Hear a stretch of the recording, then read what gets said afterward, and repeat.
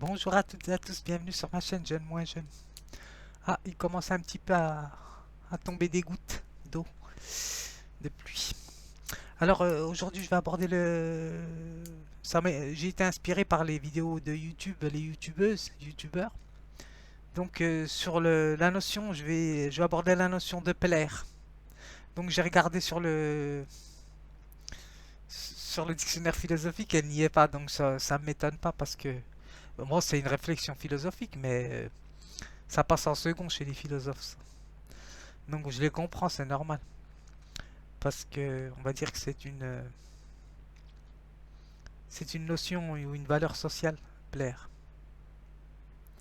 Donc voilà. Alors j'ai fait un petit texte sur ça. Alors d'abord je vais donner la définition sur le dictionnaire Robert. Qu'est-ce que plaire? Donc de toute façon bon, tout le monde sait ce que c'est bien sûr. Donc ce qu'il y a dans la notion de plaire, c'est qu'il faut se préparer. Toute tentative de plaire à quelqu'un, ça veut dire que on va devoir accepter de ne pas plaire, de déplaire. Donc voilà. Alors, plaire au niveau étymologique. Ce verbe est la réflexion pardon, de l'ancien infinitif plaisir, du latin placere. Placere, ouais. Placitus, plaire, être agréable et décider de. Donc voilà.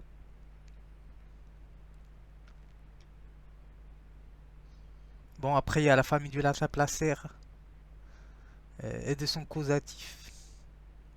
Placard, apaiser, calmer, à donner placide, placidité, implacable. Que l'on ne peut apaiser. Complaire et complaisance. Alors, plaire, définition. Être une source de plaisir pour quelqu'un. Être au goût de quelqu'un. Donc voilà, être au goût de quelqu'un, ça veut tout dire. Donc voilà. Donc, être d'une fréquentation agréable, à lui procurer une satisfaction psychologique. Donc voilà.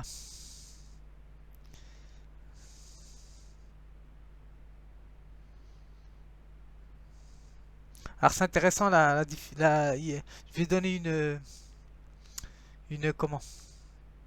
Une maxime de La Rochefoucauld. Alors c'est intéressant ce qu'il dit. Un homme à qui personne ne plaît est bien plus malheureux que celui qui ne plaît à personne.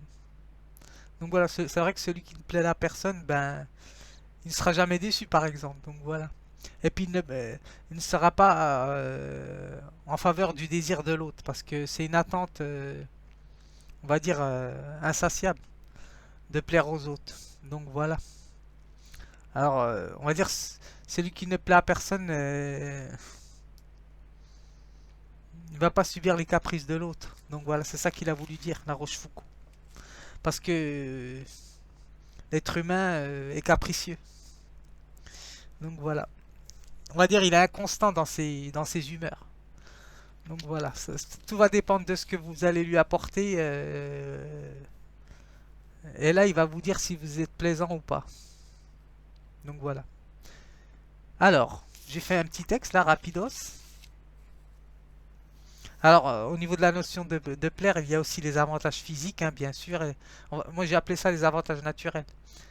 Alors, les avantages physiques ou les avantages intellectuels ou héréditaires, les richesses. Donc voilà. C'est l'échelle des valeurs nietzschéennes, donc voilà. Alors, ce qui me dérange, bien sûr, dans plaire, c'est que cela renvoie à l'être non à ce qu'il est, mais à ce qu'il vaut. Donc voilà. C'est l'échelle des valeurs, comme j'ai dit. Alors, alors, plaire, ça commence dès la petite enfance, hein, donc à l'école. Par exemple, être ou devenir un modèle, un élève modèle, par exemple. Bien se tenir en classe, bien travailler, bien écouter, être attentif.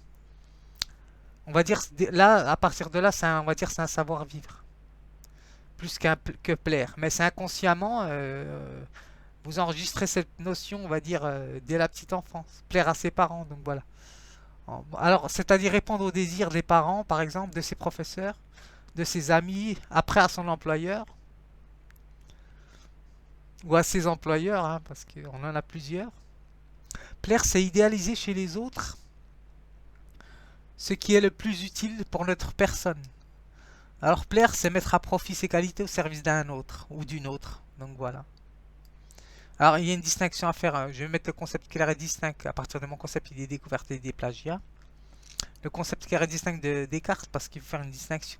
Plaire, c'est faire en sorte de ne pas trop...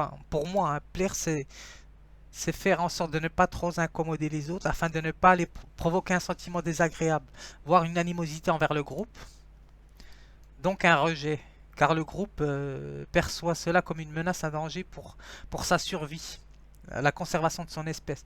Mais ça renvoie à la notion des sans domicile fixe, donc voilà. C'est pour ça qu'il y a une animosité, on va dire, et un rejet total, on va dire, la plupart des gens sur les SDF, les sans domicile fixe ou les personnes avec une hygiène douteuse, on va dire ça comme ça. Alors plaire nous le faisons tous, mais à des degrés différents. Donc voilà. En fait, ça renvoie à notre valeur personnelle. Ce qu'on renvoie de négatif aux autres, en fait, c'est ce qui nous appartient. On va dire ça comme ça. Bah oui, c'est vrai. Selon moi. Alors, selon notre point de départ, qui est les parents, bien sûr. Donc, on fait des projections sur les personnes. Alors, donc, plaire, c'est vouloir attirer l'attention vers soi, par des intentions conscientes ou inconscientes. Lorsque l'intention vient du cœur, elle est bonne. Là, oui, je suis d'accord. Alors, avoir du charme, c'est autre chose, c'est intéressant. Avoir du charme, c'est comme Gainsbourg, par exemple. C'est quelqu'un qui plaît à son insu, donc sans effort. Bien qu'il ait eu qu'il a des talents, bien sûr. Alors le séducteur, c'est quelqu'un qui fait l'effort de plaire, c'est pas la même chose. Et c'est une manière de dire implicitement que vous avez une valeur aussi et que vous plaisez. Après, la vraie notion de valeur n'a pas de prix, hein, donc voilà, au niveau philosophique, c'est celle-là qui me convient. Alors sinon, on va dire que plaire, c'est désirer attendre en retour quelque chose de l'autre. Donc plaire, c'est demander à l'autre qu'il nous mette dans une échelle des valeurs. Donc peut-être que nous ne nous aimons pas assez. Alors est-ce que plaire est bon ou pas? J'ai mis un point d'interrogation. Plaire est une nécessité mais pas une fin en soi. Ça ne doit pas être une fin en soi.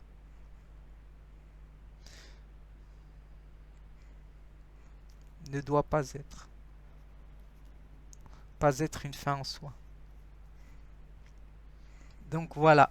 Je voulais vous faire partager cette vidéo parce que j'ai été inspiré par ce que j'ai entendu.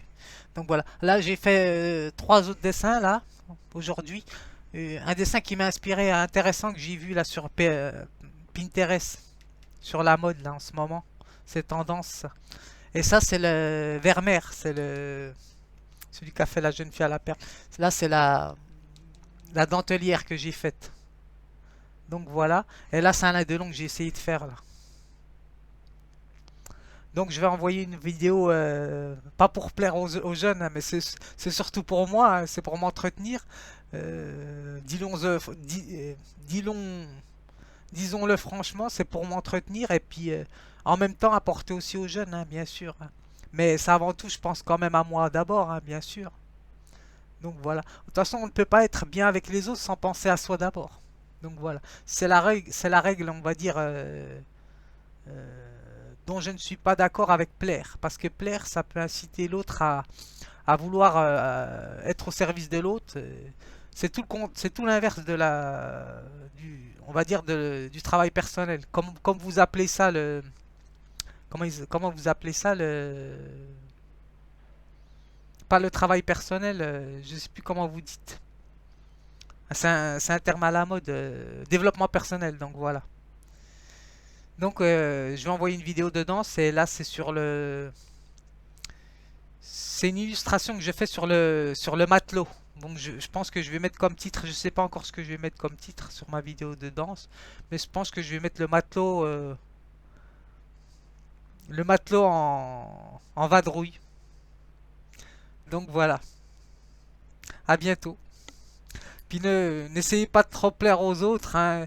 Plaisez à vous-même d'abord. Acceptez-vous déjà comme vous êtes, et puis après vous verrez déjà si les autres vous acceptent ou pas. Donc voilà, à bientôt.